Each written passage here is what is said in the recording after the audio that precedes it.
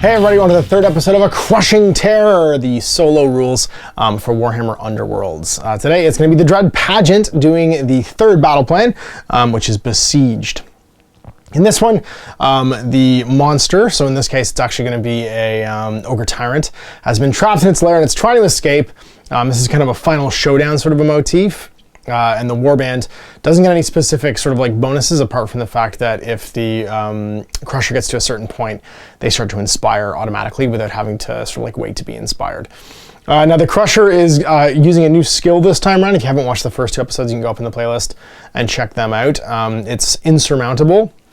It just crushes through block hexes, whatever it needs to do, try and get towards the exit hex, which is marked on one side of the board, and get away. And as soon as it gets within 4, we start to inspire, and also it starts to freak out and attack us and stuff too. So I'll show you the table, we'll show you the Fulmoroid Crusher / Tyrant, and we'll get this underway. So here we are set up for Besieged, which is a Crushing Terror, the third battle plan, board ready to go. So if you haven't played these solo games before, you follow a fairly standard setup process. You know, big monster. You need these rules, obviously, that were available from Warhammer Community. I'll link them in the video description so you can check them out.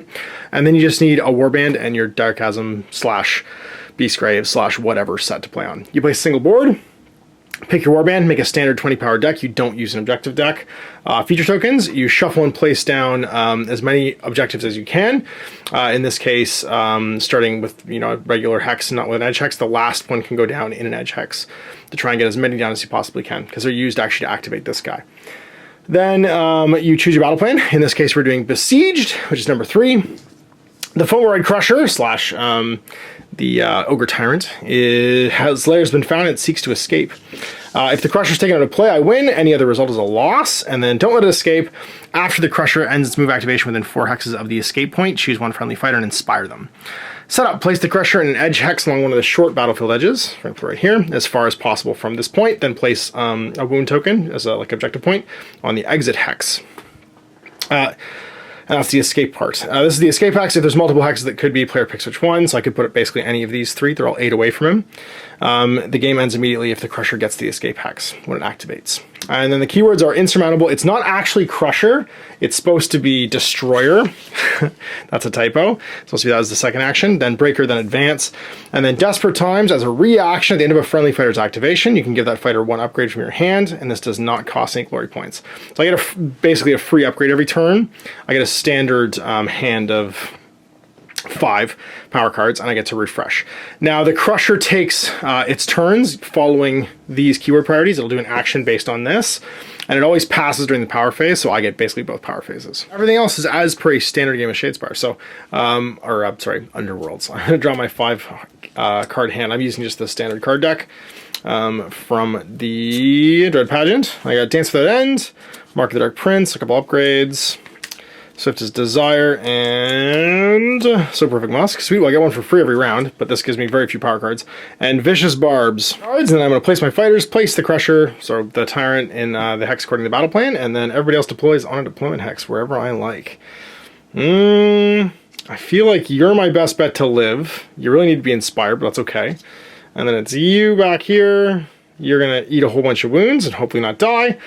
He's pretty terrifying. He's 3 hammers, sorry, 3 smashes at 3 damage with 1 range, and then hurl terrain. If he kills someone standing on an objective hex, he automatically does that basically like range attack action. So he grabs the terrain, and if he's standing on one, or if he's standing on one, or if you are, well, actually, I'll put you over here maybe, and draw him away. I can't make him go to the side, which would not be terrible. And then as soon as he kills somebody, he destroys that objective token, usually if he's standing on it or if you're standing on it, and then he inspires. He gets 2 extra wounds, 1 extra shield and defense. His speed goes up, which is actually worse. And he can't be driven back or dealt damage by lethal hexes. And if he'd ever be dealt more than 2 damage when he's uninspired, that wasn't a crit, then he only takes 2 damage instead, and it goes to 1 in this case. So he's really hard to kill. Kick it off and see who's going first. For the Pageant, they've got 3 double supports, and for the Tyrant, he got nothing. Oh my god, somehow 3 double supports took the day. Action the first. Glazette, I really need you to inspire. That would be great. But how do we want to do this? I think I just want to actually move you Because if you could be further away, 1, 2, 3, no. I want you to shoot your bow, but I want Glazette to be the target. Vicious Bar is going to be handy when he inspires as well. I think we just go with Vasilak as our first action. We just move to here. I'm going to go after Glazette, and then that means that I can still poke with the spear in the move action. Well, it's going to be Insurmountable as the first priority. So Insurmountable is... This action cannot be made if he's adjacent. This fighter makes 2 move actions that must each end with this fighter as close possible to the escape hex.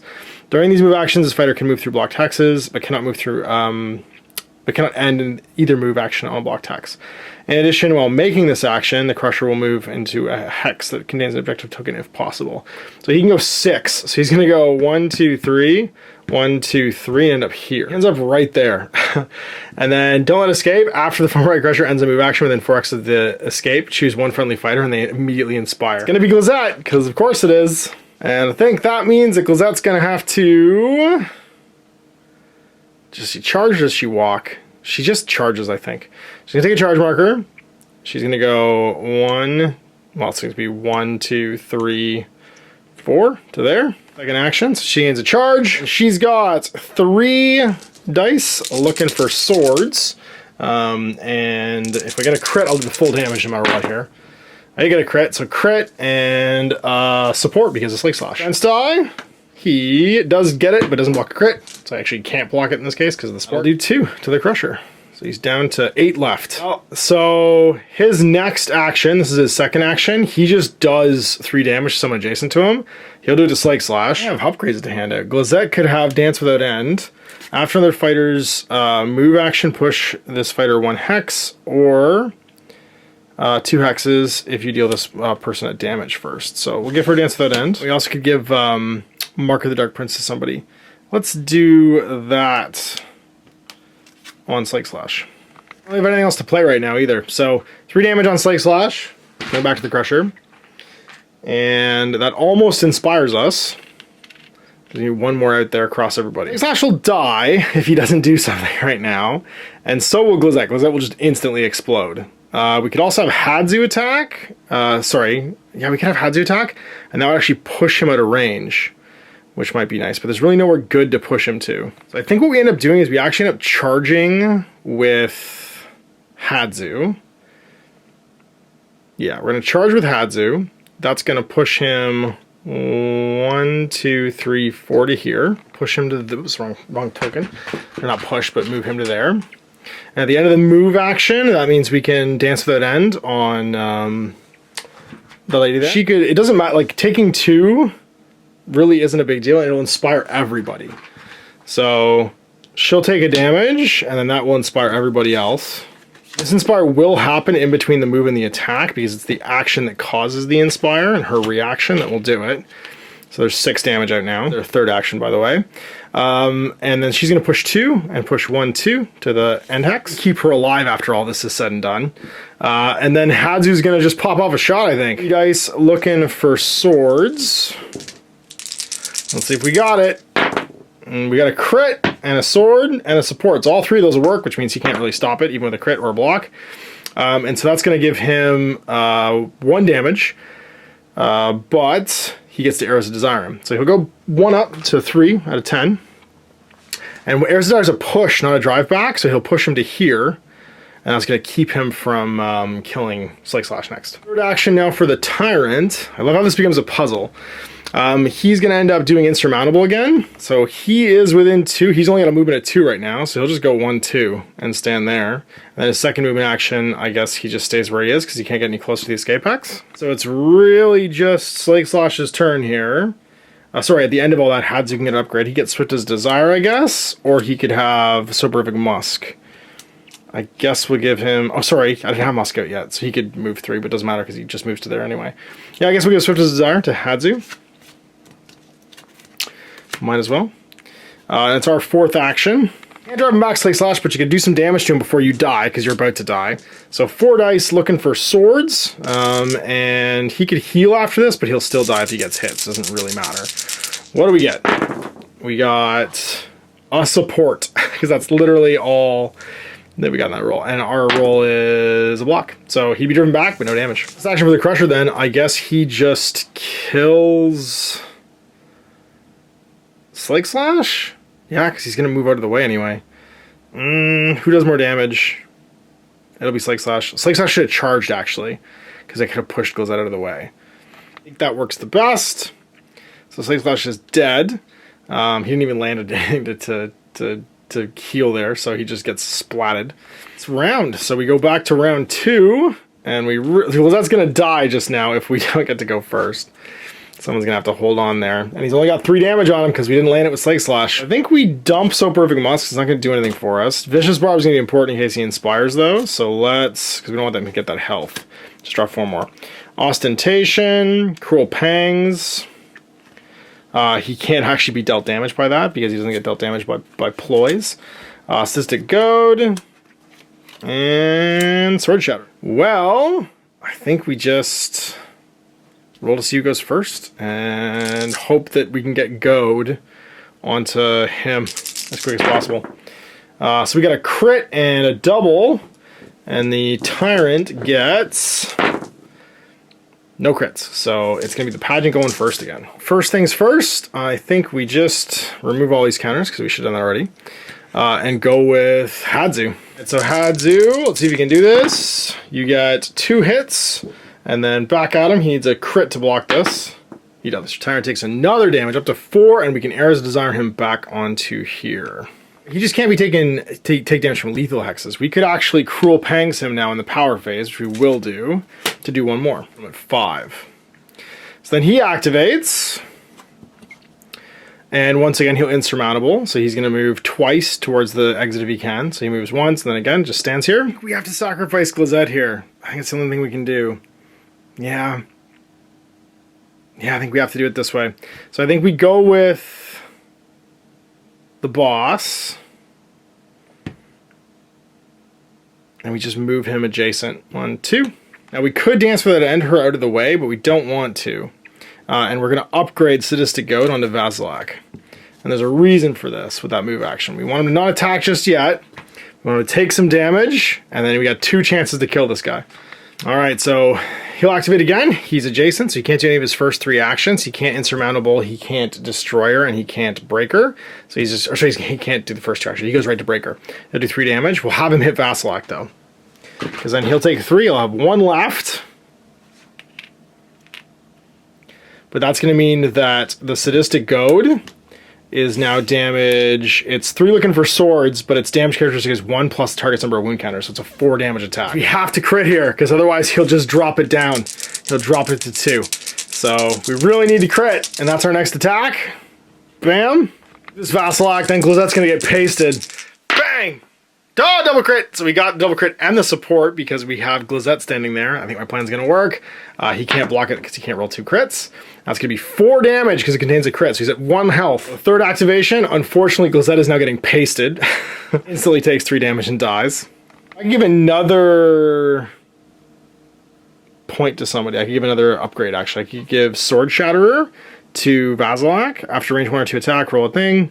Oh, he doesn't have any upgrades, doesn't really matter. I mean, yeah, I've got it. It doesn't really do anything. So he's charging, he doesn't even roll attack dice, he just does 3 damage, so I can't even Distracting Ostentation to try and, like, defend myself. He'll just splat me.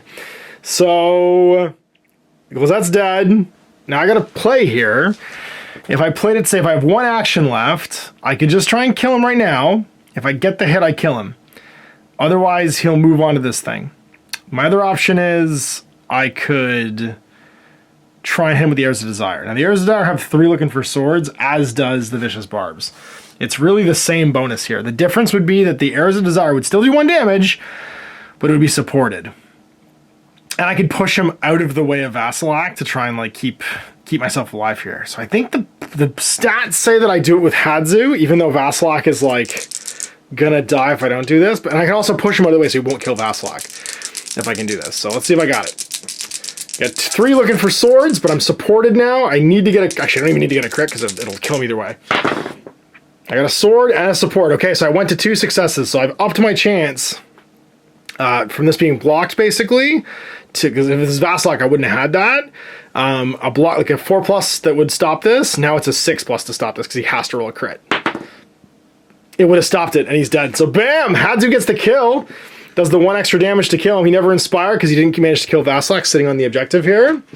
and my plan worked. And it would have literally gone the other way if I'd chosen Vasilok to make the attack over Hadzu, even though he had the higher damage weapon. And that's what I like about this. It's a neat puzzle, like it's an engaging puzzle. It makes you think about how are you going to try and solve this with your action economy that you have. And that was my fourth action there. And yeah, and we're all done. So we managed to just about lose the whole party. We had Vasilok on 1 damage left. Hadzu was undamaged, but you know, running for his life from this guy. And the Tyrant almost getting out the door, but then the dancing Slaaneshi cultists managing to finish him off in the end. So we go with the Dread Pageant taking on Besieged from a Crushing Terror, the third battle plan from Warhammer Community's Warhammer Underworlds solo expansion. And I think I'm going to do one more of these, mostly just because I want to try out the other DIRECHASM warband against the Crusher and redo the Desecration one. I feel like I just want to do it one more time and try out both warbands from DIRECHASM and the solo kind of like sort of problem-solving thing. And this has me noodling. I like the idea of writing some battle plans. I might write a few because they're neat kind of like brain teasers. They're like a problem-solving sort of an exercise with your warband that's more to do with movement and stats necessarily than like your card draw and combos. You can't really rely on that stuff. You're not just trying to score by doing certain things. You're trying to solve a problem. So yeah, tell me in the comments what you think about that. So anyway, big thanks for watching. We'll see you for more Warhammer Underworlds in the future. Till then, I'm Ash. Have a good night.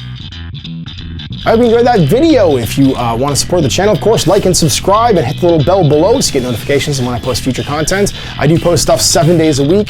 If you want to support the channel further, you can, of course, buy a t-shirt through Spreadshirts, buy a measuring gauge or objective markers from Death Ray Designs, or, of course, most importantly, there is Patreon. Patreon is what makes all this possible, keeps the lights on, pays for the studio costs, pays for the equipment, model costs, and everything else, and most importantly, puts food in my kids' bellies and a roof over their heads. Big thanks to everyone, past, future, who supported me. I do this stuff because of you guys, and of course, I will continue doing it as long as I can.